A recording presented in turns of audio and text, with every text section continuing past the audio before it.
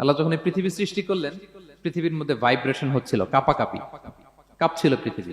আল্লাহ পৃথিবীর কাঁপাকাঁপি বন্ধ করার জন্য এই পেরেকের মতো পাহাড়গুলোকে পৃথিবীতে ঠুকে দিলেন, কাঁপাকাঁপি বন্ধ হয়ে গেল। এই দৃশ্য দেখে ফেরেশতারা বলে, ইয়া রাব হালমিন খালকিকা আসাদ্দু আলাল জিবাল। আল্লাহ, পাহাড়ের এত শক্তি, পৃথিবী কাঁপতেছিল, পাহাড় আপনি ঠুকে দিলেন, পৃথিবীর কাঁপাকাঁপি বন্ধ হয়ে গেল।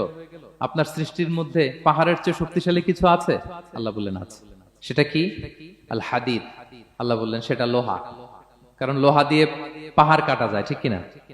লোহার কথা শুনে ফেরেশতারা অবাক, লোহা পাহাড়ের চেয়ে শক্তিশালী? ফেরেশতারা প্রশ্ন করলো, ইয়া রাব্বি হাল মিন খালকিকা আশাদ্দু মিনাল হাদিদ।